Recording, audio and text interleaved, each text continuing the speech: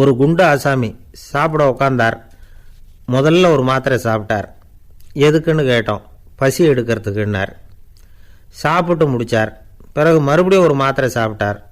இது எதுக்குன்னு கேட்டோம். சாப்பிட்டது ஜீரணமாகறதுக்கு அப்படின்னார். ஒரு ஆளை அடையாளம் கண்டுபிடிக்கணும்னா அதுக்கு சுலபமான வழி என்ன? முகத்தை பார்த்து கண்டுபிடிக்கிறது தான். ஆனால் மனுஷன் தப்பு பண்ண ஆரம்பிக்கும் பொழுது அவனை கண்டுபிடிக்கிறதுக்கு வேற வழிகளை தான் கையாள வேண்டியிருக்கு. கைரேகை அதுக்கு ரொம்ப உபயோகப்படுது. கைரேகைகள் ஒருத்தருக்கு இருக்கிறது மாதிரி இன்னொருத்தருக்கு இருக்கிறது இல்லை. பல் வரிசையும் அப்படிதான். ஏமாத்துறவங்க அதிகமாக போனால் இருக்கிறவங்க எச்சரிக்கையாக இருக்க வேண்டியிருக்குது. பயோமெட்ரிக்ஸ் அப்படிங்கிறது ஒரு பெரிய தொழில்நுட்பம். இதை உபயோகப்படுத்தி சில பாதுகாப்பு உத்திகளை எல்லாம் உருவாக்கி இருக்கிறாங்க அமெரிக்காவில். வீட்டுக்கு சொந்தக்காரர் குரல் கொடுத்தா கதவு திறக்கும், அல்லது அவர் கை வச்சா கதவு திறக்கும். மற்றவங்க யார் என்ன பண்ணாலும் கதவு திறக்காது. இது ஒரு முறை. அவரோட குரல் அல்லது கைரேகை ஒரு எலக்ட்ரானிக் சாதனத்தில் ஏற்கனவே பதிவு பண்ணப்பட்டிருக்கும். இவர் குரல் கொடுக்கறப்போ அல்லது கையை வைக்கிறப்போ அதை ஒப்பிட்டு பார்த்து சரியா இருந்தா கதவு திறக்கிறது மாதிரி ஒரு ஏற்பாடு.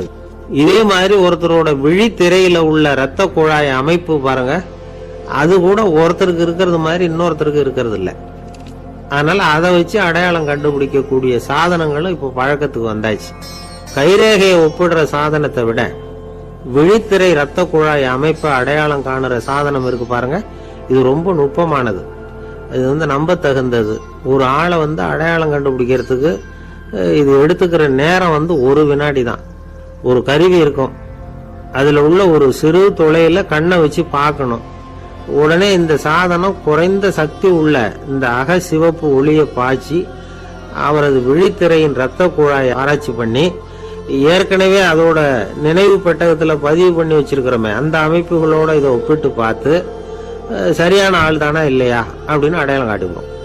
குரலை வச்சு அடையாளம் கண்டுபிடிக்கிறதும் இந்த பயோமெட்ரிக்ஸ் முறைகள்ல ஒண்ணு. ஒரு நபரோட குரல்ல டிஜிட்டல் குறியீடுகளை மாற்றி பதிவு பண்ணிக்கிட்டு மீண்டும் அதே குரலை இனம் காணக்கூடிய சாதனங்கள் ஏற்கனவே அமெரிக்காவில எல்லாம் விற்பனைக்கு வந்தாச்சு. ஒரு ஆளுக்கு ஜலதோஷம் பிடிச்சிருந்தா கூட அந்த சாதனம் சரியாவே கண்டுபிடிச்சிருமா. குரலை மாற்றி பேசுறவங்க கூட இந்த கருவியை ஏமாற்ற முடியாது. இதை ஆஸ்பத்திரிகள், வங்கிகளில் உள்ள இரும்பு பெட்டக காப்பறைகள் இங்கெல்லாம் உபயோகப்படுத்தலாம். குழந்தைகள் உள்ள இடங்களுக்கு ரொம்ப உபயோகப்படும். கதவு பூட்டிக்கிட்டுதுன்னு வச்சுக்கோங்க, கதவை திறக்கிறதுக்கு சாவி உபயோகப்படுத்த தெரியாத குழந்தைகள் குரல் எழுப்பிய கதவை திறந்துட முடியும். எதிர்காலத்தில் இந்த பயோமெட்ரிக்ஸ் முறை இன்னும் பல ஆச்சரியங்களை ஏற்படுத்தும் அப்படின்னு எதிர்பார்க்கறாங்க. ஸ்டியரிங்கை தொட்டதுமே காரு ஸ்டார்ட் ஆயிடும், சாவி வேண்டியதில்லை. காரு சொந்தக்காரரை தொட்டாதான் ஸ்டார்ட் ஆகும், வேற யாராவது தொட்டா ஸ்டார்ட் ஆகாது. ஒரு மனுஷனோட நடை, அவர் டைப் ரைட்டரை தொடுகிற விதம், இதையெல்லாம் வச்சு கூட ஆளை அடையாளம் காணக்கூடிய தொழில்நுட்பம் வரலாம். என்னதான் தொழில்நுட்பம் வளரட்டும், குடும்பத்துக்குள்ள நடக்கிற திருட்டுகளை கண்டுபிடிக்கிறது ரொம்ப கஷ்டம். ஒரு வீட்டுல பெட்டியில இருந்த பணம் காணாம போச்சு. வீட்டுக்காரரோ அல்லது பையனோ தான் எடுத்திருக்கணும். பெட்டியை திறந்து பார்த்தா அந்த வீட்டுக்காரம்மா இதுல இருந்து பணத்தை எடுத்தது நிச்சயமா என் வீட்டுக்காரரு தான் அப்படின்னு சொல்ல முடியல அவங்களால. யோசிச்சாங்க. என்னம்மா அப்படி யோசிக்கிறீங்களேன்னு கேட்டிருக்காங்க. நிச்சயமா இந்த பணத்தை எடுத்தது என் வீட்டுக்காரர் இல்லை அப்படின்னு உறுதியா சொல்லிவிட்டாங்க அந்த அம்மா. இது கேட்டவங்களுக்கு ரொம்ப ஆச்சரியமா இருந்தது. அந்த வீட்டுக்காரருக்கு அது ரொம்ப பெருமையா இருந்தது. அது எப்படி அவ்வளவு கரெக்டா சொல்றீங்க அப்படின்னு கேட்டிருக்கிறாங்க.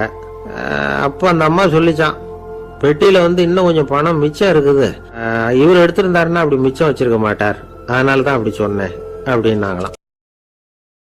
ஒரு சமயம் கிருஷ்ணதேவராயர் சமஸ்தானத்துக்கு ஒரு பெரிய வித்வான் சேர்ந்தாராம். என்னோட போட்டி போடுறதுக்கு இந்த ஊர்ல யாராவது இருக்கீங்களா அப்படின்னு சவால் விட்டாராம். அந்த ஊர்ல இருந்த பெரிய பெரிய வித்வான்லாம் இது ஏதுனா வம்பா போச்சுன்னு நினைக்க ஆரம்பிச்சுட்டாங்க. யாரும் அந்த ஆளோட போட்டி போடுறதுக்கு தயாரா இல்லை. எல்லாரும் நடுங்கிட்டு இருக்கிறாங்க. அந்த நேரத்துல ஒருத்த மட்டும் தைரியமா முன்னுக்கு வந்தான். அது யாருன்னா தெனாலிராமன். அந்த சமஸ்தானத்துல விகட கவி அவன். என்ன அனுப்புங்க போட்டிக்கு, நான் ஜெயிச்சு காட்டுறேன்னா. உனக்கு அவ்வளவு தைரியம் இருக்குதா அப்படின்னு கேட்டாங்க. தைரியம் மட்டும்தான் என்கிட்ட இருக்குது, ஆனா தைரியம் இருந்தா அதிர்ஷ்டம் தேடிட்டு வருங்கிறது எனக்கு தெரியும் அப்படின்னா. அடுத்த நாள் போட்டி ஆரம்பமாச்சு. அந்த பெரிய வித்வான் நின்னார். தெனாலிராமன் எதிரில் நின்னான். அந்த வித்வான் ஒரு விரலை காட்டினார். தெனாலிராமன் பதிலுக்கு 2 விரலை காட்டினான். வித்வான் 3 விரல காட்டினார். இவன் உடனே 4 விரல காட்டினான். உடனே 5 விரல காட்டினார் அவரு. தென்னாலிராமன் உடனே தன்னுடைய கை முஷ்டியை காட்டினான், கையை மூடி காட்டினான். அவ்வளவுதான். அந்த பெரிய வித்வான் கிருஷ்ணதேவராயர் காலில் விழுந்தார். நான் தோத்துட்டேன், என் தோல்வியை ஒத்துக்கிறேன் அப்படின்னு சொல்லிவிட்டார். கிருஷ்ணதேவராயர் அவரை தனியாக அழைச்சிட்டு போய் என்ன நடந்ததுன்னு விசாரித்தார். அந்த வித்வான் விளக்கம் கொடுத்தார். ஆண்டவன் ஒருவன் தான் உண்டுங்கிறத விளக்கறதுக்காக நான் ஒரு விரலை காட்டினேன். அப்படி இல்லை, சக்தியை சேர்த்தா சக்தி சிவன் 2 பேர் உண்டுன்னு உங்கள் வித்வான் 2 விரலை காட்டினார். மூர்த்திகள் 3 பேருங்கிறதுக்காக நான் 3 விரலை காட்டினேன். வேதங்கள் 4ன்னு சொல்லி அவர் 4 விரலை காட்டினார். பஞ்சபூதங்கள் 5ன்னு நான் 5 விரலை காட்டினேன். அதையெல்லாம் அடக்கி ஆளணும்னு சொல்லி அவர் கையை மூடி உறுதியாக காட்டினார். அடடா, உங்கள் வித்வானுக்கு எப்பேற்பட்ட அறிவு! அவர் தான் ஜெயிச்சார், நான் தோத்துட்டேன் அப்படின்னார் அவர். அப்படி சொல்லிவிட்டு அவர் போயிட்டார். அதுக்கப்புறம் தெனாலிராமனை கூப்பிட்டு என்னப்பா நடந்தது அப்படின்னு கேட்டாராம். அதுக்கு தெனாலிராமன் விளக்கம் கொடுத்துருக்குறான். அவன் முதல்ல என்னை கொன்னுடுவேன்னு அந்த வித்வான் 1 விரலை காட்டினான். உடனே ஒரு 2 கண்ணையும் தோண்டி போடுவேங்கிறதுக்காக நான் 2 விரலை காட்டினேன். உனக்கு நாமம் போட்டுருவேன்னு சொல்லி 3 விரலை காட்டினான். அதை அழிச்சிருவேன்னு 4 விரலை காட்டினேன். உன்னை அரைஞ்சிருவேன்னு அவன் 5 விரலை காட்டினான். நான் உங்களை குத்தி போடுவேன்னு சொல்லி கையை மூடி காட்டினேன் அப்படின்னா. இப்போ பாருங்க, ஜெயிச்சது யார்? தைரியம் மட்டும் இருந்துட்டா அதிர்ஷ்டம் தானா தேடி வருங்கிறது எவ்வளவு உண்மையாக போச்சு. அதனால நாம் எப்பவும் தைரியமாக இருக்கணும்னு சொல்லிவிட்டு என் எதிரில் கதை கேட்டுட்டு உட்காந்துருந்த சின்ன பையனை பார்த்தேன். அவன் என்னை நிமிர்ந்து பார்த்தான். அவன் தன்னோட கை கால் 2ஐயும் ஒரு மாதிரியாக என் முன்னால் தூக்கி 20 விரலை காட்டினான். எனக்கு ஒன்றும் புரியல. இதுக்கு என்னப்பா அர்த்தம்னு கேட்டேன். இதே கதையை இதுக்கு முன்னாடி என்கிட்ட 20 தடவை நீங்கள் சொல்லியிருக்கீங்கன்னு அர்த்தம் அப்படின்னா. ஆந்திர நாட்டில் ஒரு அரசர் இருந்தார். அந்த அரசர்கிட்ட ஒரு அமைச்சர் இருந்தார். அந்த அமைச்சர் பேரு ராயண பாஸ்கர். அவர் ஒரு பெரிய அறிவாளி. அது மட்டும் இல்லை, மிகச்சிறந்த கொடையாளி. யார் எது கேட்டாலும் இல்லைன்னு சொல்ல மாட்டாராம். அதன் காரணமாகவே அவர்கிட்ட இருந்த செல்வம் நாளுக்கு நாள் குறைஞ்சிக்கிட்டே வந்துட்டு தான். கடைசியில் குடும்பத்துக்குன்னு எதுவும் வைக்காமலே அவர் போய் சேர்ந்துட்டார். மகனும் இறந்துட்டார். அந்த குடும்பத்தில் மிஞ்சி இருந்தது அவருடைய மருமகள், ஒரு பேரன், அவ்வளவுதான். இருந்த ஒரே சொத்து பழுதடைஞ்ச ஒரு வீடு. அந்த அம்மா மற்ற வீடுகளில் வேலை செஞ்சு தன்னுடைய பிள்ளைய படிக்க வச்சுக்கிட்டு வராங்க. அந்த புள்ள ஒரு பெரிய வள்ளலுடைய பேரன்கிறது அந்த பள்ளி வாத்தியார்களுக்கும் தெரியும். அதனால் அவங்களும் இவங்கிட்ட கொஞ்சம் அன்பாகவும் அக்கறையாகவும் பழகி பாடம் சொல்லி கொடுத்துக்கிட்டு இருக்கிறாங்க. ஒரு நாள் ஒரு புகழ்பெற்ற கவிஞர் ஒருத்தர் அந்த பள்ளிக்கூடத்துக்கு வந்திருக்கிறார். ஆசிரியர்கள்கிட்ட பேசிக்கிட்டு இருந்தப்போ ஒரு செய்தியை சொன்னாராம். ராயண பாஸ்கருங்கிற வள்ளல் எனக்கு நிறைய உதவிகள் செஞ்சிருக்கார். என்னை பாராட்டி பரிசுகள்லாம் கொடுத்துருக்கிறார். அந்த வள்ளல் வாழ்ந்த கிராமத்தை பார்க்கணுங்கிறதுக்காக தான் இப்போ இங்கே வந்திருக்கிறேன் அப்படின்னாராம். ஆசிரியர் உடனே இந்த பையனை கூப்பிட்டு, இதை பாருங்க, இவன் யார் தெரியுமா? நீங்கள் குறிப்பிடுகிற அந்த வள்ளலின் பேரன் அப்படின்னு அறிமுகப்படுத்தினாராம். கவிஞரின் கண்களில் ஆனந்த கண்ணீர். அந்த பரவச நிலையிலேயே அந்த வள்ளலை பற்றி கவி பாட ஆரம்பிச்சுட்டாராம். இந்த சின்ன பையன் அதை கேட்டிருக்கிறான். உடனே என்ன பண்ணான் தெரியுமோ? தன் கையில் அணிஞ்சிருந்த ஒரு பொன் வளையல கழட்டி அந்த கவிஞருக்கு பரிசா கொடுத்துட்டானான். எல்லாருக்கும் ஆச்சரியம். தாத்தா இருக்கும் நிலையில கொடுத்தார், பேரன் இல்லாத நிலையிலையும் கொடுக்குறான். பையனை எல்லாரும் பாராட்டினாங்களாம். இருந்தாலும் அவனுக்குள்ள ஒரு பயம் எதுவும் ஆரம்பமாச்சு. பள்ளிக்கூடம் விட்டு வீட்டுக்கு வரும்பொழுது அந்த பயம் இன்னும் அதிகமாயிட்டு. அம்மா என்ன சொல்லுவாங்களோ தெரியலையே, ஏதோ திடீர்னு தோணிச்சு வளையல கழட்டி கொடுக்கணும்னு கொடுத்துட்டோம். குடும்பம் இருக்கிற நிலையில இப்படி நான் செஞ்சது தப்பா? வீட்டு செலவுக்கே அம்மா எவ்வளவு கஷ்டப்படுறாங்க. வீட்டுக்கு போனதும் என்ன நடக்குமோ தெரியலையே அப்படின்னு நினச்சி பயந்துக்கிட்டே அவன் வீட்டுக்குள்ளே அடி எடுத்து வைக்கிறான். அம்மா கூப்பிட்டு சாப்பாடு போட்டாங்க. அவங்க கண்ணில் படக்கூடாதுங்கிறதுக்காக ஒரு கையை பின்னாடி மறைச்சிக்கிட்டே இருந்தான். அம்மா இதை கவனிச்சிட்டாங்க. ஏய், உன் கையை ஏன் அப்படி வச்சிருக்கிற? உன் கைக்கு என்னாச்சு? ஏதாவது அடிபட்டு போச்சா அப்படின்னு கேட்டுக்கிட்டே கையை எடுத்து பார்க்குறாங்க. வளையல காணலை. வளையல் எங்கே அப்படின்னு கேட்குறாங்க. இவன் தயங்கிக்கிட்டே நடந்ததை சொல்கிறான். அதை கேட்டதும் அந்த அம்மாவோட முகம் கோபத்தால் சவுந்து போச்சான். முட்டாளே, என்ன காரியம் பண்ண அப்படின்னு கன்னத்தில் அரைஞ்சிட்டாங்களாம். அம்மா, என்னை அடிக்காத, ஏதோ தெரியாமல் தப்பு பண்ணிட்டேன் அப்படின்னு இருக்கான். மகனே, வளையல கொடுத்ததுக்காக நான் உன்னை அடிக்கல அப்படிங்க, பின்ன எதுக்கு அடிச்சேன்னு கேட்டிருக்கான். உன் பாட்டனார் ஒரு பெரிய வள்ளல். அவர் எதையும் பாதி வேலையை செய்யறதில்ல. அவருடைய பேரை நீ அரைகுறை வேலை செஞ்சுட்டு வந்திருக்கிற அப்படின்னாங்களாம். என்னம்மா சொல்கிறேன் இருக்கான். நீ ஒரே ஒரு வளையலை மட்டும்தானே கழட்டி கொடுத்துருக்குற. கொடுக்கறதா இருந்தால் 2ஐயும் சேர்த்துல கொடுத்துருக்கணும். அதுதானே உங்கள் தாத்தாவுக்கு பெருமை அப்படின்னாங்களாம். அம்மா, தெரியாமல் செஞ்சுட்டேன், உங்ககிட்டையும் அரை வாங்கிட்டேன் அப்படி இப்படின்னு அவன் சொல்லியிருக்கிறான். இப்போ அம்மா கொஞ்சம் இருங்க, அந்த கவிஞர் இன்னைக்கு நம்ம ஊரில் தான் தங்கியிருப்பார், நாளைக்கு காலையில் தான் அவர் வந்து எங்கே இருக்காருன்னு விசாரித்து இன்னொரு வலையிலையும் கொடுத்துட்றேன் அப்படின்ட்டுருக்கான். மகனே, நல்ல செயல்களையெல்லாம் நாளைக்குன்னு ஒத்தி போடாத, நாளைக்கு என்ன நடக்குங்கிறது யாருக்கு தெரியும், இப்போவே போ, எங்கே இருக்காருன்னு பாரு அப்படின்ட்டு இருக்காங்க. மகன் புறப்பட்டான், பள்ளி ஆசிரியர்கிட்ட போய் கேட்டானான் அந்த கவிஞர் எங்கே இருக்காருன்னு. அவர் சொன்னாராம். உடனே போய் அவர் இருக்கிற இடத்துல கதவை தட்டியிருக்கான். ராத்திரி நேரத்தில் இவனை கண்டதும் அவருக்கு ரொம்ப ஆச்சரியம். இவன் இன்னொரு கை வளையலையும் எடுத்து நீட்டியிருக்கான். அவர் திகைச்சு போய் நிற்கிறார். அவரால் என்ன பண்ணுறதுன்னே தெரியல, ஆனந்த கண்ணீர். இது வந்து பெரியவர்கள் கூற கேட்ட ஒரு வரலாறு. இன்னைக்கு இப்படிப்பட்டவங்களை பார்க்க முடியுமா? வறுமை வந்து வள்ளல் தன்மையை ஒன்று செய்து விடாதுங்கிறதுக்கு இது ஒரு உதாரணம். ஒருத்தன் இன்னொருத்தனை பார்த்து கேட்டானா, எங்கள் தாத்தா உங்கள் தாத்தாவுக்கு 100 ரூபா கடன் கொடுத்துருக்கிறார், அதை எப்போ திருப்பி கொடுக்க போறேன்னு. கவலைப்படாத, எங்கள் பேரன் அதை உங்கள் பேரன்ட்ட திருப்பி கொடுத்துருவான் அப்படின்னு நானான் அவன். 2 பேர் சுவாரஸ்யமாக பேசிகிட்டு இருக்கிறப்போ குறுக்க புகுந்து தொந்தரவு பண்ணுறதுக்குன்னே சில பேர் இருப்பாங்க. அது ரொம்ப இடைஞ்சலாக இருக்கும். இதே மாதிரி மின்காந்தம் கூட குறுக்க புகுந்து தொந்தரவு பண்ணும். கடைசியில் அது ஒரு பெரிய இடைஞ்சலில் கொண்டாந்து விட்டுரும். சில வீடுகளில் கேபிள் கனெக்ஷன் இல்லாமல் சில தனியார் டிவி காட்சிகள் தெரியும். அதுக்கு என்ன காரணம்னா இந்த மின்காந்த குறுக்கீடு தான் காரணம். இதைத்தான் சுருக்கமாக இஎம்ஐ அப்படின்னு சொல்கிறாங்க. அதாவது எலக்ட்ரோ மேக்னெட்டிக் இன்டர்ஃபியரன்ஸ். இது ஏற்படக்கூடிய இடங்கள் எது எதுன்னு எடுத்துக்கிட்டா அது ஒரு பெரிய பட்டியலாகவே போயிடும். இந்த இஎம்ஐ தொந்தரவு வந்து கேபிள் டிவியில் மட்டும்தான் இல்லை, ராக்கெட் ஏவுதளத்தில் உள்ள ரேடார்கள், அங்கே உள்ள சில சக்தி வாய்ந்த தொலைத்தொடர்பு சாதனங்கள், விமான தளங்களில் உள்ள ரேடார்கள், கப்பல் தளங்களில் பொருத்தப்பட்டிருக்கக்கூடிய சக்தி வாய்ந்த ஆண்டனாக்கள், இப்படி நிறைய சொல்லலாம். காவல் நிலையங்களில் பயன்படுத்தப்படுகிற வயர்லெஸ் தொடர்பு சாதனங்கள் கூட ஓரளவுக்கு இந்த மின்காந்த அலைகளை வந்து வெளியிடும். நம்ம வீட்டில் உட்காந்துக்கிட்டு ரேடியோ கேட்டுக்கிட்டு இருப்போம் அல்லது டிவி பார்த்துக்கிட்டு இருப்போம். அந்த சமயத்தில் பக்கத்து தெருவில் ஒரு மோட்டார் சைக்கிள் அல்லது காரு, குறிப்பாக பெட்ரோல் இன்ஜின், அது போகிறப்போ அதில் உள்ள மின்கலத்தில் வந்து, அதாவது மேக்னெட்டோ பேட்டரியிலிருந்து வெளிப்படுகிற மின்காந்த அலை இங்கே வந்து டிவியிலையும் ரேடியோவிலையும் கரகரப்பை உண்டு பண்ணும். சரி, இது வந்து பெருசாக என்ன இடைஞ்சலை உண்டு பண்ணிட போகுது அப்படின்னு நாம் அலட்சியமாக நினைக்கலாம். வயசானவங்களுக்கு மறதி நோயின்னு ஒன்று வரும்ல, அல்ஷமீர், அதாவது மூளையில் உள்ள செல்கள் வந்து செயலிழந்து போயிடுறது, அது செய்ய வேண்டிய வேலையை மறந்துடும். மனைவியே எதிரில் வந்து நின்னா கூட உன்னை எங்கேயோ பார்த்தது மாதிரி தெரியுதே அப்படின்னு சொல்லிட்டு இருப்பாங்க. அப்படி ஒரு மறதி. இந்த விசித்திரமான நோய்க்கு இதுவரைக்கும் மருந்தே இல்லைன்னு வேற சொல்றாங்க. இந்த மைக்ரோ ஓவன் அப்படின்னு சொல்லக்கூடிய சமையல் அடுப்புகள் கூட மின்காந்த அலைகளை வந்து வெளியிடுது.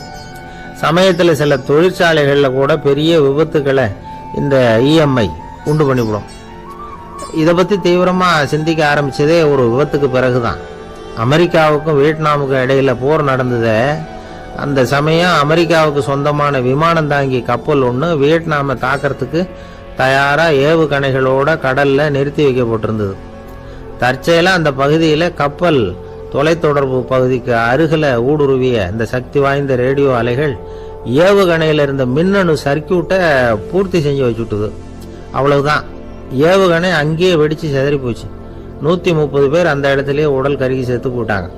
ஏகப்பட்ட பொருள்கள் நாசம். இந்த விபத்துக்கான காரணம் என்னங்கிறத உடனடியாக யாராலையும் கண்டுபிடிக்க முடியல. ரொம்பவும் கடுமையாக முயற்சி பண்ணி கடைசியாக கண்டுபிடிச்சாங்க, இது வந்து இந்த இஎம்ஐ வேலை தான் அப்படின்னு. மின்னணு தொலைபேசிகள் இருக்கு, இதில் பேசும்பொழுது நம்ம காதை வந்து, அதாவது செவியை வந்து ஊடுருவக்கூடிய மின்காந்த அலையானது மூளைக்கு போய் அங்கே மூளை கட்டிகளை உருவாக்க ஊக்கம் கொடுக்குது அப்படின்னு வேற கண்டுபிடிச்சிருக்கிறாங்க. இந்த இஎம்ஐ ரொம்ப குறைஞ்ச மின்காந்த அழுத்தத்தில் நமக்கு எந்த பாதிப்பையும் ஏற்படுத்துறதில்லை.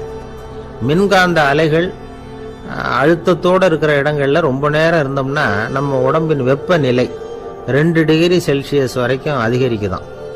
அதனால் வெப்பநிலையை வந்து சீராக்கிறதுக்கு இதய துடிப்பும் வந்து அதிகரிக்குது.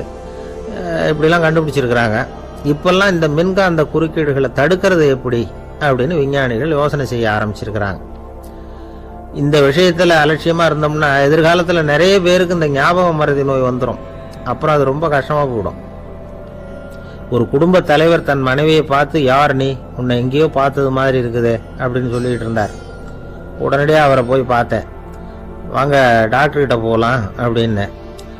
அவர் என்னை தனியாக அழைச்சிட்டு போய் காதோட காதாக மெதுவாக சொல்கிறார், இதை பார்ப்பா, என் கையில் பணம் இல்லாத போகலாம், அப்படி மறதி நோய் வந்துட்டது மாதிரி நடிச்சுக்கிட்டு இருப்பேன், அவ்வளவுதான், அதை நீ கண்டுக்காத அப்படின்னார். ஒரு சின்ன பையன் வந்தான். அவனை பார்த்து ஒரு கேள்வி கேட்டோம். ஏன்ப்பா உங்கள் வீட்டில் அம்மா புத்திசாலியா அப்பா புத்திசாலியா அப்படின்னு. அவன் அலட்சியமாக நம்மளை பார்த்து சிரிக்கிறான். என்ன சார் இது, இந்த காலத்தில் இது கூட தெரியாமல் இருக்கிறீங்களே அப்படிங்கிறான். ஒரு சின்ன பையன் நம்மளை பார்த்து இப்படி கேட்டு விட்டானே அப்படின்னு நினைக்கிறப்போ நமக்கு ஒரு மாதிரி ஆகிடும். அதுக்கப்புறம்தான் இந்த தாத்தா பாட்டியெல்லாம் சொல்கிற ஒரு கதை ஞாபகத்துக்கு வந்தது. அது என்ன கதை தெரியுமா? ஒரு ஊரில் ஒரு அம்மாவும் பிள்ளையும் இருந்தாங்களாம். அந்த மகனுக்கு திடீர்னு தேசாந்திரம் போய் வரணும்னு ஆசை வந்துட்டுது. ஊராக போய் சுற்றி பார்க்கணுங்கிற ஆசை. அந்த அம்மாவுக்கு இது பிடிக்கல. மகனை பிரிஞ்சு இருக்கிறதுக்கு அவங்க மனசு இடம் கொடுக்கல.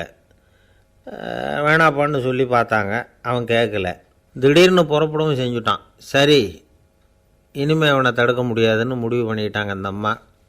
இருந்தாலும் புத்திசாலித்தனமாக ஒரு யோசனை பண்ணாங்க. மகனை கிட்டத்தில் கூப்பிட்டாங்க. அவங்ககிட்ட சொன்னாங்க, இதை பாருப்பா, நீ தேசாந்திரம் போகிறதுன்னு தீர்மானம் பண்ணிவிட்ட, அதை நான் தடுக்கலை, போயிட்டு வந்துடும். ஆனால் போகிறதுக்கு முன்னாடி எனக்கு ஒரு வாக்குறுதி கொடுத்துட்டு போ அப்படின்னாங்க. போகிறப்போ ராத்திரியாக இருந்தாலும் பகலாக இருந்தாலும் சரி, புளிய மரத்து நிழலில் தான் தங்கணும்.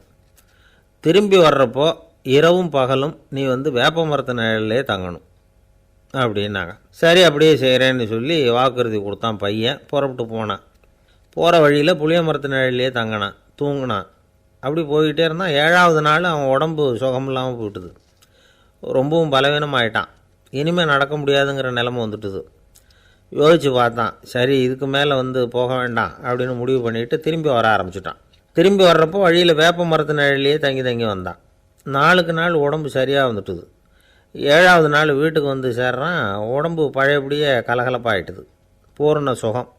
தேசாந்திரம் போன பையன் திரும்பி வந்துட்டானே அப்படின்னு அந்த அம்மா ஆச்சரியப்படலை. ஏன்னா அவங்களுக்கு தெரியும் இப்படி ஆகும்னு. பையன் சீக்கிரமாக திரும்பி வரணுங்கிறதுக்காகத்தான் அவங்க அந்த யோசனையை சொன்னாங்க. என்ன விஷயங்கிறதையும் அவங்களே சொன்னாங்க. மகனே, புளிய மரத்து நிழல் உடம்புக்கு உஷ்ணத்தை கொடுக்கும், சீக்கம் உண்டாக்கும். அதனால் நீ தொடர்ந்து புளிய மரத்து நிழலில் தங்கினாவே நோய்க்கு ஆளாயிட்ட. அதனால் நல்ல பயணத்தை முடிச்சுக்கிட்டு திரும்பி வரணுங்கிற முடிவுக்கு வந்துட்ட. திரும்பி வர்றப்போ நீ தங்கினது வேப்ப மரத்து நிழல். அது உடம்புக்கு குளிர்ச்சியை தரக்கூடியது, நோயை தீர்க்கக்கூடியது. அதனால் சுகமாக வீட்டுக்கு சேர்ந்துட்ட. உன்னோட தேசாந்திர பயணத்தை தடுக்கிறதுக்காக தான் இப்படி பண்ணினேன் அப்படின்னாங்களாம் அந்த அம்மா. பார்த்தீங்களா அம்மாவோட புத்திசாலித்தனத்தை? அப்பாவாக இருந்தால் இப்படியா பண்ணுவார்? ஒரு அப்பா பையன்கிட்ட 10 ரூபா கொடுத்து, இதை எடுத்துக்கிட்டு அடுத்த ஊருக்கு போய் அங்கே இருக்கிற மாமா கிட்ட இதை கொடுத்துட்டு வாடா, வழியில் எங்கேயாவது மரத்தடியில் படுத்து தூங்கி விடாதே அப்படின்னு எச்சரிக்கை பண்ணி அனுப்புனாராம். பையனுக்கு எச்சரிக்கையாக வாழறது எப்படிங்கிறத கற்றுக் கொடுக்கறதுக்காக இப்படி பண்ணார். அவன் பணத்தை வாங்கிக்கிட்டு போனான். அப்பா சொன்னதை மறந்துட்டு ஒரு மரத்தடியில் படுத்து தூங்கிட்டான். அவனுக்கு தெரியாமல் அவன் பின்னாடியே போன அப்பா அவன் கையில் இருந்த அந்த 10 ரூபாயை நைஸாக எடுத்துகிட்டு வந்துட்டார். அவன் பையில் தானே வச்சுருந்தான், அது தெரியாமல் எடுத்துகிட்டு வந்துட்டார். அவன் தூங்கிக்கிட்டு இருக்கான். எடுத்துகிட்டு ஒரு மறுபடியும் வீட்டுக்கு வந்துட்டார். பையன் மூழ்கிக்கிட்டு பையை தடவி பார்க்குறான், பணத்தை காணும். அழுதுகிட்டே திரும்பி வந்தான். அப்பா கிட்டே விஷயத்த சொன்னான். அப்பா சிரிச்சுக்கிட்டே சொன்னார், அதுக்கு தான்ப்பா ஆரம்பத்திலேயே எச்சரிக்கை பண்ணினேன், இனிமேலாவது நீ ஜாக்கிரதையாக இருக்கணும் அப்படிங்கிறதுக்காக தான் இப்படி பண்ணினேன். அந்த பணம் எங்கேயும் போயிடலை, நான் தான் அதை உனக்கு தெரியாமல் எடுத்து வச்சிருக்கிறேன். இதோ பாரு அப்படின்னு சொல்லிட்டு சைடு பாக்கெட்டில் கையை விட்டா அது ஓட்டையாக இருக்குது. அதை எவனோ ஏற்கனவே கத்திரிச்சு எடுத்துகிட்டு போயிட்டான். இப்போ அப்பா முகத்தில் அசடு வழிஞ்சுதான். ஒரு அரசனும் அமைச்சரும் ஒரு நாள் ரொம்ப சாவகாசமாக பேசிக்கிட்டு இருந்தாங்களாம். அரசன் அமைச்சரை பார்த்து ஒரு கேள்வி கேட்டிருக்கார். ஏங்க அமைச்சரே, ஆசை இல்லாத ஒரு மனுஷனால் இருக்க முடியுமா அப்படின்னு. ஏன் முடியாது, துறவி அப்படிங்கிறவங்கெல்லாம் அப்படிப்பட்டவங்க தானே அப்படின்னாராம் அமைச்சர். அவங்கெல்லாம் உண்மையிலேயே ஆசையை விட்டவங்க தானா அப்படின்னு கேட்டாராம் ராஜா. அப்படி தான் இருக்கணும் அப்படின்னாராம் அமைச்சர். அப்படின்னா ஆசையே இல்லாத ஒரு உண்மையான துறவியை நான் பார்க்கணுமேன்னார். அது என்ன பிரமாதம், அதுக்கு நான் ஏற்பாடு பண்ணுறேன் அப்படின்னு விட்டார் இவர். சொல்லிவிட்டு உடனே புறப்பட்டு போனார். அங்கங்கே தேடினார். அப்புறம் தான் அவருக்கு புரிஞ்சுது உண்மை துறவியை கண்டுபிடிக்கிறது எவ்வளவு கஷ்டமான காரியம்னு. இருந்தாலும் ராஜா கிட்ட சொல்லியாச்சே உண்மை துறவியை காட்டுறேன்னு. இப்போ என்ன பண்ணுறது? ராஜா கிட்ட சொன்னபடி நடக்கலைன்னா அவருக்கு கோபம் வந்துடும். அமைச்சர் ஒரு யோசனை பண்ணார். அவருக்கு ஒரு வழி தெரிஞ்சுது. அதுதான் சரின்னு முடிவு பண்ணார். அதாவது அந்த ஊரில் அவருக்கு தெரிஞ்ச நாடக நடிகர் ஒருத்தர் இருக்கிறார், நல்லா நடிப்பார். அவரை போய் பார்த்தார். இதை பாருப்பா, எனக்காக நீ ஒரு காரியம் செய்யணும்னார். என்னன்னு கேட்டார் அவர். நீ ஒரு துறவி மாதிரி கொஞ்சம் நேரத்துக்கு நடிக்கணும். ராஜா வந்து உன்னை பார்த்துட்டு போகிற வரைக்கும் நடி, அது போதும். அதுக்காக உனக்கு 10,000 ரூபா தரேன் அப்படின்னார். அவர் எந்த காலத்தில் இவ்வளவு பணத்தை மொத்தமாக பார்த்துருக்கார். அதனால் உடனே சரின்னு ஒத்துக்கிட்டார். அமைச்சர் வந்து அரண்மனைக்கு திரும்பி வந்தார். என்ன அமைச்சரே, இன்னுமா ஒரு உண்மையான துறவி கிடைக்கலன்னார். உண்மையான துறவி ஒருத்தரை இப்போ தான் கொஞ்சம் நேரத்துக்கு முன்னாடி பார்த்து பேசிவிட்டு வர்றேன். அவர் நம்ம ஊருக்கு வெளியில் குளத்தங்கரையில் உள்ள ஒரு ஆலமரத்துக்கு அடியில் உட்காந்துருக்கிறார் அப்படின்னார் இவர். அப்படின்னா உடனே புறப்படுங்க அப்படின்னார் ராஜா. பரிவாரங்களோடு புறப்பட்டார். அங்கே அந்த மரத்தடியில் அந்த ஆள் வேஷம் போட்டுக்கிட்டு துறவி மாதிரி உட்காந்துருக்கிறான். ராஜா நேராக போனார். அந்த துறவி காலில் பொத்துன்னு விழுந்து வணங்கினார். உடனே ராணியும் அவர் காலில் விழுந்தாங்க. அடுத்தபடியாக அமைச்சர் விழுந்தார். அவருக்கு தெரியும் இது நம்ம ஆள் தான்னு. இருந்தாலும் என்ன பண்ணுறது, நேரம். அப்புறம் பரிவாரங்கள்லாம் துறவி காலில் விழுந்து ஆசீர்வாதம் வாங்கிட்டாங்க. ராஜா அப்புறமா தங்கத்தட்டில் பொன்னையும் பொருளையும் வச்சு அந்த துறவிக்கிட்ட ரொம்ப பணிவாக நீட்டுறார். தாங்கள் தயவு பண்ணி இதை ஏற்றுக்கணும் அப்படின்னு வேண்டிக்கிட்டார். அந்த துறவி பற்றில்லாமல் அதை பார்த்தார். எல்லாத்தையும் திறந்துவிட்ட எனக்கு இதெல்லாம் எதுக்காக அப்படின்னு சொல்லி அதை மறுத்துட்டாராம். ஆஹா, உண்மையான துறவியை பார்த்துட்டோம் அப்படிங்கிற ஆனந்தம் அரசருக்கு. ரொம்ப நிம்மதியாக திருப்தியாக திரும்பி வந்தார் அரண்மனைக்கு. அதுக்கப்புறம் அமைச்சர் யாருக்கும் தெரியாமல் அந்த துறவிகிட்ட ஓடினார். சொன்ன பிரகாரம் பணத்தை நீட்டினார். இந்தாப்பா, நான் உங்ககிட்ட சொன்னபடி 10,000 ரூபா பணம் எடுத்துக்கோ அப்படின்னார். அந்த ஆள் ராஜா கிட்ட சொன்னது மாதிரியே எல்லாத்தையும் திறந்துவிட்ட எனக்கு இதெல்லாம் எதுக்காக வேணாம் அப்படின்னு விட்டாரான். நடித்த வரைக்கும் போதும்ப்பா, இனிமேல் இந்த நாடக வசனம்லாம் வேணாம், வேஷத்தை கலைச்சுரு, பணத்தை வாங்கிக்கோன்னார். இல்லைங்க, இது வேஷம் இல்லை, இது வசனமும் இல்லை, இது உண்மை. கொஞ்ச நேரம் துறவி மாதிரி நடித்ததுக்கே இந்த தேசத்து ராஜா, ராணி, அமைச்சர், பரிவாரங்கள் எல்லாம் என் காலில் விழுந்து வணங்குறாங்க. அப்படின்னா உண்மையான துறவியாக இருக்கிறது எவ்வளவு பெருமையான விஷயம். நான் உண்மையான துறவியாக ஆக போகிறேன், அப்படி முடிவும் பண்ணிட்டேன் அப்படின்னார் அந்த நடிகர். வேஷம் கூட எப்படிப்பட்ட விளைவுகளை உண்டு பண்ணுது பார்த்தீங்களா. நம்மால் ஒருத்தன் ரொம்ப வசதியாக தான் இருந்தான். ஒரு நாள் அவன் சொத்து பூரா திருட்டு போட்டுது. அதுக்கப்புறம் இவன் துறவி மாதிரி ஆகிட்டான். ஊர் ஊராக சுற்றினான். ஒரு குருநாதரை தேடி கண்டுபிடிச்சான். அவர்கிட்ட சீடனாக சேர்ந்துக்கிட்டான். அவனை பார்த்து ஒருத்தர் கேட்டார், நீ உண்மையான சீடன் தானான்னு. இல்லைங்க, சீடன் மாதிரி நடிச்சுக்கிட்டு இருக்கிறேன் அப்படின்னா. அது குரு துரோகம் இல்லையா அப்படின்னு கேட்டார் அவர். இல்லைங்க, நான் பண்ணது குரு துரோகம் இல்லை, என் குரு பண்ணது தான் துரோகம். என்னுடைய பணத்தை கொள்ளையடித்தது இவர் தான். அதை எங்கே வச்சுருக்காருன்னு கண்டுபிடிக்கிறதுக்காக தான் இவர்கிட்ட வந்து சீடனாக சேர்ந்துருக்கிறேன் அப்படின்னா. ஒரு ஆள் இருந்தான், நிறைய பணம் சம்பாதிச்சான். ஆனால் செலவு பண்ண மனசு வரல, கருமி. அவன் என்ன பண்ணான், சேர்த்த பணம் பூராவையும் ஒரு மரத்தடியில் புதைச்சி வச்சுருந்தான். வாரத்துக்கு ஒரு தடவை அந்த மரத்தடிக்கு வருவான். புதைச்ச இடத்த ஆவலோடு பார்த்துக்கிட்டு இருப்பான். அதுக்கப்புறம் போயிடுவான். அவ்வளவுதான். ஒரு நாள் ஒரு திருடன் வந்தான். இவன் புதைச்சி வச்சுருந்ததெல்லாம் எடுத்துகிட்டு போட்டான். இது தெரிஞ்சு போச்சு. அந்த கருமி புலம்ப ஆரம்பிச்சிட்டான். இவன் புலம்பலை கேட்டதும் அக்கம் பக்கத்தில் இருந்தவங்கெல்லாம் ஓடி வந்தாங்க. என்ன விஷயம்னு விசாரித்தாங்க. இவன் சொன்னான்.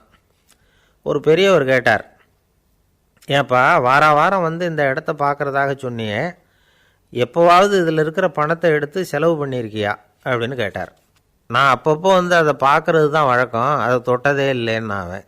சரி, அப்படின்னா இப்போவும் நீ அதே மாதிரி வாரம் ஒரு தடவை வந்து இந்த இடத்த பார்த்துட்டு போகலாமே அப்படின்னாராம் அந்த பெரியவர். அதுவும் சரிதானே, எவ்வளவு காலமானாலும் அவன் அந்த பணத்தை எடுத்து செலவு பண்ண போகிறதில்ல. அப்படி இருக்கிறப்ப உள்ளே பணம் இருந்தாலும் ஒன்று தான், இல்லாமல் போனாலும் ஒன்று தான்.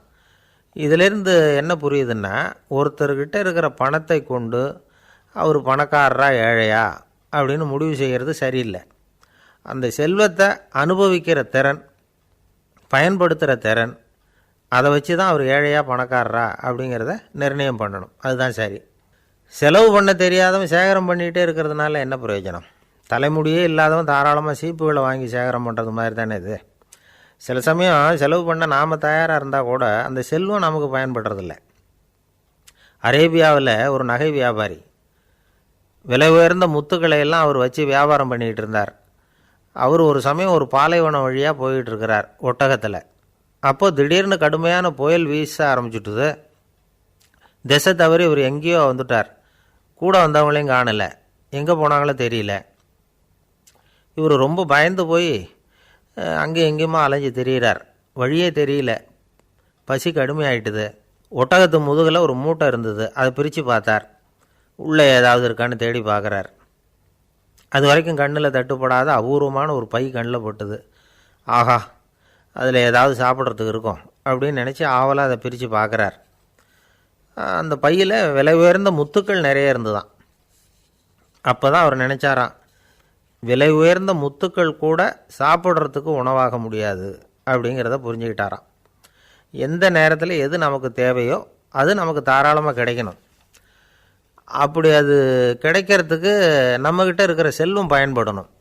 அது நமக்கும் பயன்படலாம், நம்ம மூலமாக அடுத்தவங்களுக்கும் பயன்படலாம். அதுதான் செல்வத்தின் பயன். ஒரு மரத்தடியில் ஒருத்தன் உட்காந்து அழுதுகிட்டு இருந்தான். அந்த பக்கமாக வந்த இன்னொருத்தன் ஏப்பா அழுதுகிட்டு இருக்கிறேன்னு கேட்டான். இந்த இடத்துல தான் பூமிக்கு அடியில் பணம் இருக்குது, புதைச்ச இடம் தெரியல, அதான் அழறேன் அப்படின்னா. நல்லா ஞாபகப்படுத்தி பாரு, எந்த இடத்துல புதைச்ச அப்படின்னு கேட்டான் இவன். அது எப்படி எனக்கு தெரியும், புதைச்சி வச்சிருக்கிறவன் நான் இல்லையே, எங்கள் எதிர்த்த வீட்டுக்காரன் அப்படின்னானா இவன். அந்த ஆள் என்னை கண்ணா பண்ணான்னு திட்டிவிட்டான் சார், அதை நினச்சா எனக்கு ரொம்ப வருத்தமாக இருக்குது அப்படின்னு சொல்லி கவலைப்பட்டார் ஒருத்தர். இதில் கவலைப்படுறதுக்கு என்ன இருக்குது அப்படின்னார் ஒரு பெரியவர். அவர் ஒரு மகான். என்ன சார் இப்படி சொல்கிறீங்க, ஒருத்தர் நம்ம பார்த்து திட்டுனா வருத்தமாக இருக்காதா அப்படின்னார். அது எப்படி வருத்தமாக இருக்கும், திட்டுறதுங்கிறது என்ன, அது வெறும் சத்தம் தானே அப்படின்னார் அந்த பெரியவர்.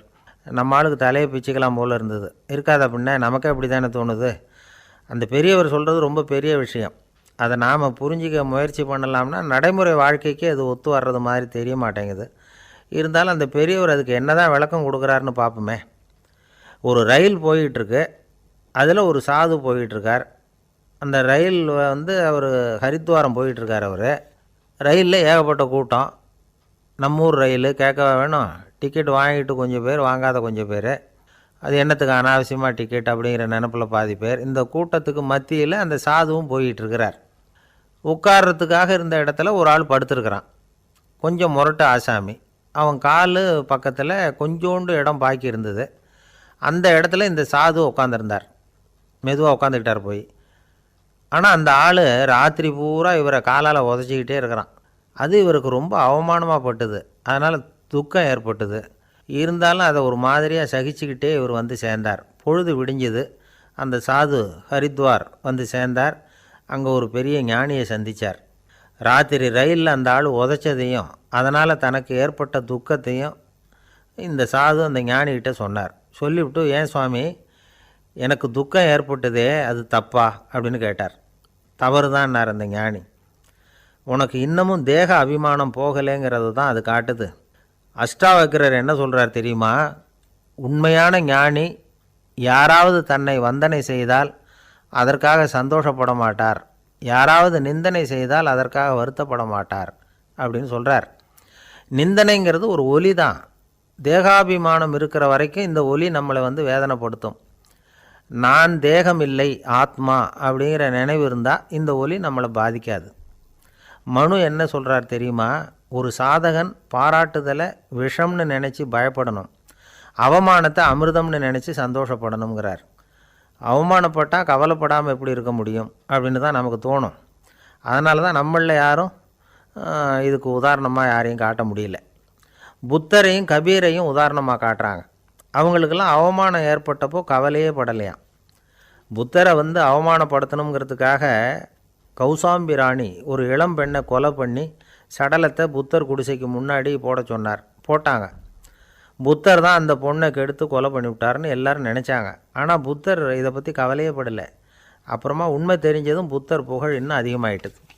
ஒரு பெரிய சபையில் ஒரு மோசமான பொண்ணு நுழைஞ்சி தனக்கும் கபீருக்கும் சம்பந்தம் உண்டுன்னு சொன்னான். கபீர் கவலைப்படலை. அவங்க மாதிரியெல்லாம் நாமளும் இருக்க கற்றுக்கணும். நிந்தனை, அபகீர்த்தி, அவமானம் எல்லாம் ஆண்டவன் கொடுக்குற பிரசாதம்னு நினைக்கணும் அப்படின்னு சொல்கிறார் அந்த ஞானி. இதை கேட்ட இந்த காலத்து ஆசாமி ஒருத்தர், நான் கூட அப்படி தான் சார், யாராவது அவமானப்படுத்தினா கவலைப்பட மாட்டேன். நேற்று கூட ஒருத்தர் என்ன பலார்னு அரைஞ்சுட்டார், நான் கொஞ்சம் கூட கவலைப்படலை, பேசாமல் வந்துட்டேன்னார். ஏன் அப்படி வந்துட்டீங்க அப்படின்னு. அவர் அரைஞ்சதுலேயும் ஒரு அர்த்தம் இருந்தது, அதனால தான் அப்படி வந்துட்டேன்னார். ஏன் அரைஞ்சாருன்னு கேட்டேன். 10 வருஷத்துக்கு முன்னாடி 15 ரூபா அவர்கிட்ட கடன் வாங்கினேன், அதை கேட்டு கேட்டு பார்த்துட்டு கடைசியாக தான் அரைஞ்சார் அப்படின்னார். ஆண்டவனுடைய பிரசாதம் இவருக்கு அடிக்கடி கிடைக்கும் போல இருக்கு. ஒரு பல்கலைக்கழகம், அங்கே ஒரு இலக்கிய பேராசிரியர், அவர் பாடம் நடத்திக்கிட்டு இருந்தார். ராபர்ட் ப்ரௌனிங் எழுதிய கவிதைகளை பற்றி சொல்லிகிட்டு இருக்கிறார். மாணவர்களும் ரொம்ப அக்கறையாக அதை கேட்டுக்கிட்டு இருக்கிறாங்க. ஒரு குறிப்பிட்ட கவிதையை பற்றி சொல்லும் பொழுது அந்த பேராசிரியருக்கே ஒரு சந்தேகம், அதாவது அந்த கவிதையின் சரியான அர்த்தம் என்னங்கிறதுல சந்தேகம். பேராசிரியர் யோசனை பண்ணார், அந்த கவிதையை முழுசாக புரிஞ்சிக்க முடியல. அதனால் மாணவர்களை பார்த்து சொன்னார், மாணவர்களே, ஒரு நாள் பொறுத்துக்குங்க, இந்த கவிதையை எழுதின கவிஞர் எங்கள் வீட்டுக்கு பக்கத்தில் தான் இருக்கிறார். இன்றைக்கி சாயந்தரம் நான் அவரை நேரிலேயே போய் பார்க்குறேன், பார்த்து இதுக்கு என்னங்க அர்த்தம்னு கேட்டுக்கிட்டு வந்துடுறேன், அதுக்கப்புறம் உங்ககிட்ட சொல்கிறேன் அப்படின்னாராம். அன்றைக்கி சாயந்தரமே அந்த பேராசிரியர் கவிஞரை தேடிக்கிட்டு போயிட்டார். கவிஞர் அவங்க வீட்டில் அவர் பாட்டு உட்காந்துருந்தாராம். இவர் போய் அவர் முன்னாடி உட்காந்தார். அப்புறம் கேட்டார், ஐயா, அந்த கவிதையின் முழு பொருள் என்னன்னு தெரிஞ்சுட்டு போகிறதுக்காக வந்திருக்கிறேன் அப்படின்னாராம். எந்த கவிதை அப்படின்னாராம் அவர். இவர் அந்த கவிதையை சொல்லியிருக்கார். கவிஞர் கொஞ்சம் யோசனை பண்ணிவிட்டு அப்புறம் சொன்னாராம், பேராசிரியரே, நீங்கள் கொஞ்சம் தாமதமாக வந்துட்டீங்கன்னாராம். இவருக்கு ஒன்றும் புரியல. நீங்கள் என்ன சொல்கிறீங்க, நான் தாமதமாக வந்துட்டேன்னா? நீங்கள் தான் உயிரோடு இருக்கிறீங்களே, அப்படி இருக்கும்பொழுது நான் தாமதமாக வந்துட்டேன்னா அது எப்படி அப்படின்னு இவர் குழம்பியிருக்கிறார். இப்போ கவிஞர் சொன்னாராம், ஐயா, நான் உயிரோடு இருக்கிறேன்னா இல்லையாங்கிறது முக்கியம் இல்லை, நான் அந்த கவிதை வரிகளை எழுதினப்போ 2 பேருக்கு அதோட அர்த்தம் தெரிஞ்சிருந்தது, இப்போ ஒரே ஒருத்தருக்கு தான் அதோட அர்த்தம் தெரியும் அப்படின்னாராம். பேராசிரியர் யோசனை பண்ணியிருக்கார். அப்படின்னா அந்த ஒருத்தர் கவிஞர் ராபர்ட் ப்ரௌனிங்கை தவிர வேறு யாராக இருக்க முடியும்? இவர் தான் அப்படிங்கிறத அவர் மனசில் நினச்சிக்கிட்டார். அதனால் சொன்னார், ஐயா, நான் தாமதமாக வரல, அந்த கவிதையின் பொருள் என்ன அது சொல்லுங்கன்னார். பேராசிரியரே, நான் சொல்கிறது உங்களுக்கு புரியலைன்னு நினைக்கிறேன். நான் இந்த வரிகள் எழுதினப்போ 2 பேருக்கு அதோட அர்த்தம் தெரிஞ்சிருந்தது. அந்த 2 பேர் யாருன்னா, ஒருத்தர் ராபர்ட் ப்ரௌனிங், அதாவது நான், இன்னொருத்தர் கடவுள். இப்போ அது கடவுளுக்கு மட்டும்தான் தெரியும். நானே இதை பற்றி பல தடவை யோசனை பண்ணி பார்த்தேன். இது ரொம்ப அழகானது, ஆனாலும் ரொம்ப வழுக்கலானது. அதை பிடிச்சிட்டோம்னு நினச்சிக்கிட்டு இருக்கும் பொழுதே காற்று மாதிரி அது உங்ககிட்ட இருந்து ஓடி போயிடுது. எனக்கு ரொம்பவும் வருத்தமாக தான் இருக்குது. நிச்சயமாக நான் தான் இந்த வரிகளை எழுதியிருக்கிறேன், அதில் அர்த்தம் இருக்குங்கிறது எனக்கு தெரியும், அதை நான் உணர்கிறேன். ஆனால் நீங்கள் என்னை மன்னிக்கணும், எனக்கே கூட அதை என்னால் விளக்க முடியல. அப்படி இருக்கும் பொழுது உங்களுக்கு எப்படி அதை நான் விளக்க முடியும் அப்படின்னாரா அந்த கவிஞர். அனுபவிக்கப்படக்கூடிய எல்லாமே விளக்கப்படக்கூடிய ஒன்றல்ல, விளக்கப்படும் எல்லாமே அனுபவிக்கப்படக்கூடிய ஒன்றல்ல அப்படிங்கிறது ஞானிகளுடைய கருத்து. அதுக்காக தான் அந்த சம்பவம். வாழ்க்கையில் நீங்கள் தொடர்ந்து ஆய்வு செய்து கொண்டே இருக்கக்கூடிய விளக்கங்களை ஒருபோதும் அடைய முடியாத பரிமாணங்கள் இருக்கிறதுனால தான் அது அலுப்பு தட்டாமல் இருக்குது.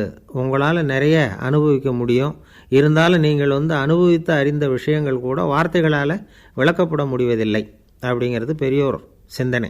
இதெல்லாம் ஒரு பக்கம் இருக்கட்டும்.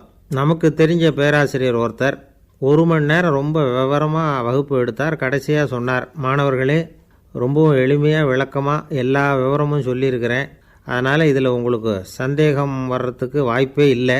இருந்தாலும் கேட்க வேண்டிய கடமை கேட்குறேன். இது வரைக்கும் நடத்தினதில் யாருக்காவது ஏதாவது சந்தேகம் உண்டா அப்படின்னு கேட்டாராம். எனக்கு ஒரே ஒரு சந்தேகம்தான் சார் அப்படின்னு எழுந்திரிச்சு நிற்கிறான் ஒருத்தன்.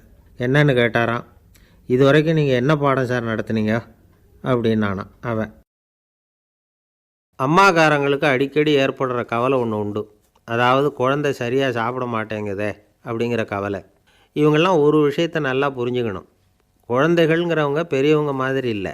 அவங்க கடிகாரத்தில் மணியை பார்த்துட்டு சாப்பிட்றதுக்கு உட்கார்ற ரகம் கிடையாது. பசிச்சா சாப்பிடுவாங்க, இல்லைன்னா விளையாடுவாங்க அல்லது தூங்குவாங்க. அது புரியாமல் அவங்கள கட்டாயப்படுத்தி அல்லது மிரட்டி சாப்பிட வைக்கிறது ரொம்ப தப்பு. ஒரு 8 மாத குழந்தைக்கு 3 மணி நேரத்துக்கு ஒரு தடவை பசிக்கும். அந்த நேரம் பார்த்து சாப்பாடு கொடுத்தா அடம் பண்ணாமல் அது பாட்டுக்கு சாப்பிட்றோம். அதே குழந்தைக்கு 1 வயசு ஆகிறப்போ 4 மணி நேரத்துக்கு ஒரு தடவை பசிக்கும். இந்த வயசில் இயற்கையாகவே பசி குறைஞ்சிருக்கும். அது புரியாமல் என் குழந்தை முன்னாடி மாதிரி இப்போ சரியாக சாப்பிட மாட்டேங்கிறான் அப்படின்னு சில பேர் டாக்டர்கிட்ட போய் சொல்லிக்கிட்டு இருப்பாங்க. இன்னொரு விஷயம், ஒரு குழந்தைக்கு வயசு அதிகமாகிற வேகத்துக்கு உடம்பு எடையும் அதிகமாகிக்கிட்டே போகாது. உடம்பு எடை அதிகமாகிற வேகம் குறைஞ்சிக்கிட்டே வரும். 6 மாத குழந்தைக்கு ஒரு வாரத்தில் 150 கிராம் எடை கூடும். ஒரு வயசில் வாரத்துக்கு 71 கிராம் எடை கூடும். இது புரியாமல் அதிகமாக சாப்பாட்டை கொடுத்து குழந்தைய கஷ்டப்படுத்தக்கூடாது. ஏன்னா அளவுக்கு மீறின உணவு அஜீரணத்தை உண்டு பண்ணிவிடும். குழந்தைக்கு ஒரு தட்டில் கொஞ்சமாக ஆகாரத்தை வச்சு கொண்டுகிட்டு போய் கொடுக்கணும். மலை மாதிரி குவிச்சு வச்சா அதை பார்த்ததுமே பசி அடங்கி போயிடும். அடித்து மிரட்டி பயமுறுத்தி குழந்தைய சாப்பிட வைக்கிற பழக்கம் இருக்குது பாருங்கள், அதுக்கு ஃபுட் ஃபோர்ஸிங் அப்படின்னு பேர். இப்படி பண்ணுனா குழந்தைக்கு சாப்பாட்டில் விருப்பம் குறைஞ்சிரும், அதை கண்டாவே வெறுக்க ஆரம்பிச்சிடும். அது மாதிரி உளம் சார்ந்த பசி குறைவு, சைக்கோஜெனிக் அனோரெக்சியா, அது ஏற்படுமா. சாப்பாடுங்கிறதே ஒரு தண்டனை மாதிரி தோணும். குழந்தைகளுக்கு பிடிச்ச மாதிரியான ஆகாரத்தை கொடுக்கணும். சத்து அதிகம் இருக்குங்கிறதுக்காக அதுக்கு பிடிக்காத ஆகாரத்தை கொடுத்து கட்டாயப்படுத்தக்கூடாது. குழந்தைகளுக்கு 2 வயசு ஆகிறப்போ இயற்கையாகவே எதிர்மறை குணம் உண்டாகும். அதாவது அந்த எதிர்மறையாக பேசுகிறது. இது மாதிரி சமயங்களில் நாம் என்ன சொல்கிறோமோ அதுக்கு நேர்மாறாக நடந்துக்கும். ஏட்டிக்கு போட்டி. சாப்பிட சொன்னால் விளையாட போகும், விளையாட சொன்னால் சாப்பாடு கேட்கும். இதை புரிஞ்சுக்கிட்டு நடந்துக்கணும். குழந்தை சொன்ன பேச்சை கேட்கலேன்னு கோவப்படக்கூடாது. குழந்தை வளர வளர பிடிவாத குணம் வர்றது சகஜம். கேட்டதை வாங்கி கொடுத்தா தான் சாப்பிடுவேன் அப்படின்னு பிடிவாதம் பண்ணும். வாங்கி கொடுத்துடுறது தான் உத்தமம். நீங்களும் அதுக்கிட்ட பிடிவாதம் பண்ணிகிட்டு இருக்கக்கூடாது. ஏன்னா கேட்டது கிடைக்கலையேங்கிற ஏமாற்றம் கூட குழந்தையோட பசியை குறைச்சிரும். கேட்டது கிடைச்சிட்டா பசி அதிகமாகும். கொடுத்ததை மலமலன்னு சாப்பிட்றோம். குழந்தைகளுக்கு கண்ட நேரத்தில் சாப்பிட்றதுக்கு எதையாவது வாங்கி கொடுத்துக்கிட்டு இருந்தால் சாப்பாட்டு நேரத்தில் சாப்பிடாமல் அடம் பண்ண ஆரம்பிச்சிடும். பள்ளிக்கூடம் போகிற பிள்ளைங்க காலை உணவை சரியாக சாப்பிட மாட்டாங்க. அச்சம், அவசரம், பரபரப்பு இதெல்லாம் தான் காரணம். பள்ளிக்கு புறப்படுறதுக்கு ஒரு 3/4 மணி நேரத்துக்கு முன்னாடியே சாப்பாடு போட்டுருங்க, அது சரியாக போடும். படிக்கிற குழந்தைகள் உடல் சோர்வு, மனச்சோர்வு இது காரணமாக கூட சாப்பிட மறுக்கிறது உண்டு. இப்போ உதாரணமாக சாயந்தரம் விளையாடி விட்டு வீட்டுக்கு வந்ததும் சாப்பிட சொன்னால் வேணாம்பாங்க. இது உடல் சோர்வு. ரொம்ப நேரம் வீட்டு பாடங்களை செஞ்சு முடித்த கையோடு சாப்பிட சொன்னாலும் அவங்களால சரியாக சாப்பிட முடியாது. இது உளச்சோர்வு, அதாவது மனச்சோர்வு. இதை தவிர குழந்தைகளுக்கு உடல் நலக்குறைவு ஏற்பட்டால் கூட சாப்பிட மறுக்கிறது உண்டு. சில மருந்து மாத்திரைகள் கூட பசியை குறைச்சிரும். அதனால் சரியாக தெரிஞ்சுக்கிட்டு குழந்தைகளை சாப்பிட வைக்கணும். அது புரியாமல் கையில் சாப்பாட்டு தட்டை வச்சுக்கிட்டு குழந்தைகளை விரட்டிக்கிட்டு அலையக்கூடாது. ஒரு சின்ன பையன் சொன்னான், எங்கள் அம்மா சாப்பாடு போடுறது தெரிஞ்சால் நான் உடனே வீட்டை விட்டு வெளியில் ஓடி போடுவேன் அப்படின்னா. ஏன் அப்படி பண்ணுறேன்னு கேட்டோம். எங்கள் அப்பா கூட அது மாதிரி தான் சார் பண்ணுவார் அப்படிங்கிறான். பந்திக்கு முந்தர ஆசாமிகள் நம்மளில் பல பேர் உண்டு. அப்படி முந்தறதுக்கு கூட முயற்சி பண்ணுறவங்க நிறைய பேர் இருக்கிறாங்க. இதில் என்ன ஒரு விஷயம்னா, பந்திக்கு முந்துறது கூட தப்பு இல்லை. ஆனால் அப்படி ஒரு விருந்தில் ஆளாக போய் உட்காந்து சாப்பிட்டா கூட வெளியில் வர்றப்ப என்ன பெரிய விருந்து வச்சுட்டான், சாம்பாரில் உப்பு இல்லை, ரசத்தில் காரம் இல்லை அப்படின்னு குறை சொல்லிகிட்டே வர்றது இருக்குது பாருங்கள். அது சரியில்லை, நாகரிகமும் இல்லை. கல்யாண பத்திரிகையில் என்ன போட்டிருக்குது, என் பொண்ணுக்கும் இன்னார் பையனுக்கும் கல்யாணம், எல்லாரும் குடும்பத்தோடு வந்திருந்து மணமக்களை ஆசீர்வதிக்கணும், இப்படி தானே போட்டிருக்கோம். குடும்பத்தோடு விருந்து சாப்பிட்டு சாப்பாடு எப்படி இருக்குன்னு அபிப்பிராயம் சொல்லிவிட்டு போங்க அப்படின்னா போட்டிருக்கு கல்யாண பத்திரிகையில். ஒருத்தர் வீட்டு விசேஷத்துக்கு போயிருக்கோம்னா எவ்வளவோ அசௌகரியங்கள் நமக்கு ஏற்படலாம். ஏராளமான கூட்டம் வந்திருக்கும். எல்லாரையும் அவங்க தனித்தனியாக கவனிச்சிக்கிட்டு இருக்க முடியாது. நாம் தான் அனுசரித்து நடந்துக்கணும். நாமளாக போய் வாழ்த்த வேண்டியவங்களை வாழ்த்தி விட்டு சேரணும். அதை விட்டுட்டு பத்திரிக்கை கொடுத்தானேன்னு போனேன், கவனிப்பே சரியில்லை அப்படின்னு புலம்பிக்கிட்டு இருக்கக்கூடாது. ஒரு விருந்துக்கு போனால் அங்கே எப்படி நடந்துக்கணும் அப்படிங்கிறத பற்றி கூட அனுபவசாலிகள் சில விவரங்கள்லாம் சொல்லியிருக்கிறாங்க. இந்த காலத்தில் கல்யாணம், பிறந்த நாள், அது இதுன்னு நிறைய விருந்துகள் நடக்குது. அதெல்லாம் எதுக்காக? மனித உறவுகளை வளர்த்துக்கிறதுக்காக தான், வேறு எதுக்கு? ஒரு விருந்துக்கு போனால் அமைதியாக பொறுமையாக போய் உட்காரணும். அடித்து பிடிச்சிக்கிட்டு இடத்த பிடிக்க போகிறேன் அப்படின்னு நிற்கக்கூடாது. முதல் பந்தி நடந்துக்கிட்டு இருந்தால் அது முடிஞ்சு இலை எடுத்து சுத்தம் பண்ணதுக்கு அப்புறம் போய் உட்கார்றது தான் நாகரீகம். இலை எடுக்கிறதுக்கு முன்னாடியே அங்கே போய் உட்காந்தா நல்லா இருக்காது. நீங்கள் சாப்பிட்டுட்டு உட்காந்துருக்கீங்களா, சாப்பிட்றதுக்கு உட்காந்துருக்கீங்களா, பார்க்குறவங்களுக்கு சந்தேகம் வந்துடும். அதே மாதிரி இலையில் எல்லா ஐட்டமும் பரிமாறினதுக்கு அப்புறம் சாப்பிட ஆரம்பிக்கணும். ஒவ்வொரு ஐட்டமாக வைக்க வைக்க நாம் பாட்டுக்கு எடுத்து உள்ளே தள்ளிகிட்டே இருந்தோம்னா எதை வச்சோம் எதை வைக்கலன்னு பரிமாறினவரே குழம்பி போயிடுவார். ஏன்னா எப்போ பார்த்தாலும் இலை காலியாகவே இருக்கும். சாப்பிட்றப்போ உங்கள் சாப்பாட்டையே நீங்கள் கவனிக்கணும். அடுத்தவங்க இலையில் என்ன இருக்குது, பக்கத்தில் இருக்கிறவர் எதை அதிகமாக சாப்பிட்றார், இதெல்லாம் நமக்கு என்னத்துக்கு? எல்லாரும் சாப்பிட்டு முடிக்கிற வரைக்கும் பொறுமையாக இருக்கிறது தான் நல்லது. நீங்கள் மட்டும் திடீர்னு பாதியில் எழுந்திரிச்சு பக்கத்தில் இருக்கிறவங்களுக்கு சங்கடமாக இருக்குமேங்கிறதெல்லாம் யோசிக்காமல் நீங்கள் பாட்டு எழுந்திரிச்சு போகக்கூடாது. பக்கத்தில் உள்ளவங்க உங்களை எழுந்திரிக்க சொன்னால் எழுந்திரிச்சு போகலாம். விருந்துகளில் சாப்பாட்டை வீணாக்கிறதே ஒரு நாகரிகமாக போட்டுது இந்த காலத்தில். சாப்பாட்டுக்கே கஷ்டப்பட்டுக்கிட்டு பல பேர் இந்த உலகத்தில் இருக்கிறப்போ சாப்பாட்டை வீணாக்கிறது எவ்வளோ பெரிய மோசங்கிறத நினச்சி பார்க்கணும். வேணுங்கிற அளவுக்கு கேட்டு வாங்கி சாப்பிட்றது தான் முறை. விருந்தில் இந்த பஃபே அப்படின்னு சொல்லி ஒரு முறை சொல்கிறாங்கல்ல, அதாவது உணவு வகைகளையெல்லாம் பொதுவாக ஒரு இடத்துல வச்சுடுறது, நமக்கு தேவையானதை நாமே எடுத்து ஒரு தட்டில் போட்டுக்கிட்டு சாப்பிட வேண்டியது. இதில் கூட சில பேர் தேவைக்கு அதிகமாக எடுத்து போட்டுக்கிட்டு வீணாக்குறாங்க. சில சமயம் கடைசியாக சாப்பிட போகிறவங்களுக்கு எல்லா ஐட்டமும் கிடைக்காம போகலாம். அதை போய் பெருசு பண்ணிகிட்டு இருக்கக்கூடாது. என்ன சார் இந்த அளவுக்கு கூடவா நாகரிகம் தெரியாமல் இருக்கிறோம், இதை போய் பெருசாக சொல்ல வந்துட்டீங்களே அப்படின்னு நினைக்கலாம். ஒருத்தர் 2 பேருக்கு இந்த விவரம் தேவைப்படலாம். அவங்க காதலையும் இது விழட்டுமேங்கிறதுக்காக தான் இது. ஒரு பெரிய கல்யாண விருந்து நடந்துக்கிட்டு இருந்தது. விருந்து மண்டபத்து வாசலில் ஒருத்தர் நின்றுக்கிட்டு வர்றவங்களையெல்லாம் ரொம்ப மரியாதையாக வணங்கி உள்ளே அனுப்பி வச்சுக்கிட்டு இருந்தார். எப்படி தெரியுமா? வர்றவங்க கையெல்லாம் பிடிச்சி முத்தம் கொடுத்து அதுக்கப்புறம் உள்ளே அனுப்பி வச்சுக்கிட்டு இருந்தாராம். கூட்டம்லாம் முடிஞ்சதுக்கப்புறம் அவர்கிட்ட போய் கேட்டிருக்கிறாங்க, சார் நானும் எவ்வளவோ விருந்துகளுக்கு போயிருக்கிறேன், இருந்தாலும் இவ்வளவு மரியாதையாக வர்றவங்க கைக்கெல்லாம் முத்தம் கொடுத்து வரவேற்கிறத இங்கே தான் பார்க்குறேன் அப்படின்னு சொன்னாங்க. அதுக்கு அவர் சொன்னார், அட போங்க சார், நான் முத்தம் கொடுக்கல, முந்தின பந்திக்கு சாப்பிட்டவங்களே அடுத்த பந்திக்கும் வர்றாங்களான்னு மோந்து பார்த்து அனுப்பி வச்சுக்கிட்டு இருந்தேன் அப்படின்னார். ஒருத்தர் மனசில் நிம்மதி இல்லாமல் உட்காந்துருந்தார். என்ன சார் விஷயம் அப்படின்னு விசாரித்தேன். அகலக்கால் வச்சுட்டேன், அதுதான் அவதிப்படுறேன்னார். விவரமாக சொல்லுங்கன்னு. வீடு கட்டணும்னு ஆரம்பித்தேன், வேலை பாதியிலேயே நிற்கிது, கையில் பணம் இல்லை அப்படின்னார். இது மாதிரி ஆசாமிகள் பல பேரை நீங்கள் பார்த்துருக்கலாம்.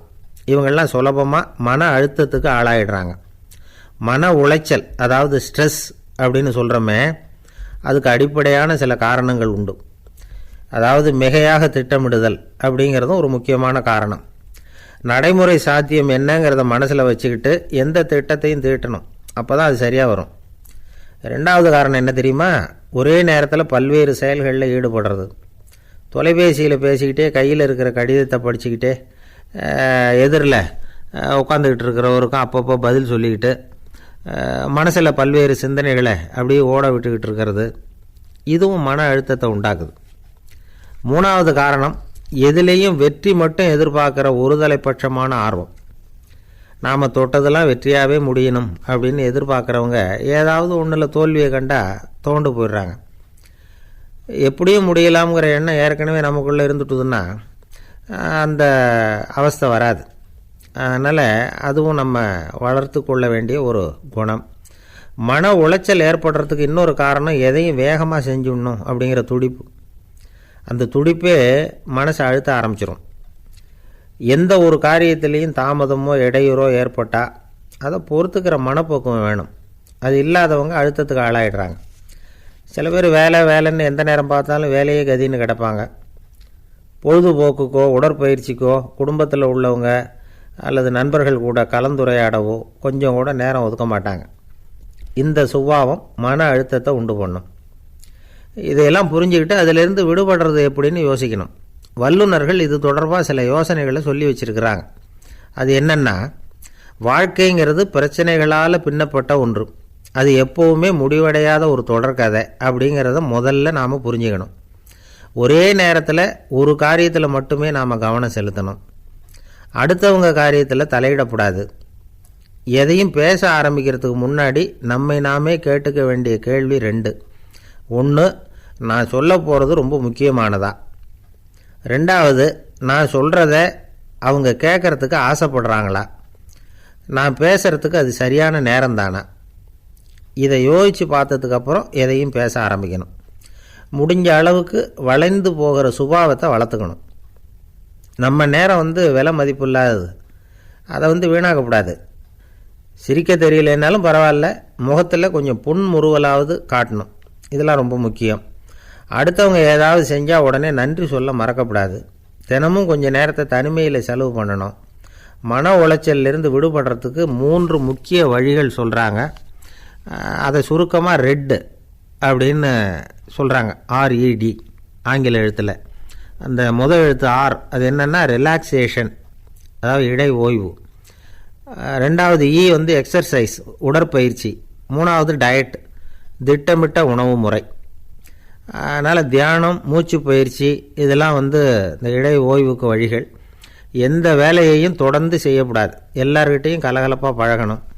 மாதத்துக்கு ஒரு நாளாவது குடும்பத்தோடு வெளியில் போயிட்டு வரணும். சுலபமான உடற்பயிற்சிகளை செய்யலாம். உடற்பயிற்சிங்கிறது நமக்காக நாம் செய்கிற ஒரு நீண்டகால முதலீடு அப்படின்னு சொல்லுவாங்க. அதாவது லாங் டேர்ம் இன்வெஸ்ட்மெண்ட்டாக. அளவோடு சாப்பிட்ணும், மெதுவாக சாப்பிட்ணும். இதெல்லாம் கொஞ்சம் மனசில் வச்சுக்கிட்டு நடந்துக்கிட்டால் மகிழ்ச்சியாக வாழலாம். சில பேர் சாப்பாட்டு விஷயத்தில் ரொம்ப அக்கறை எடுத்துக்கிறது உண்டு.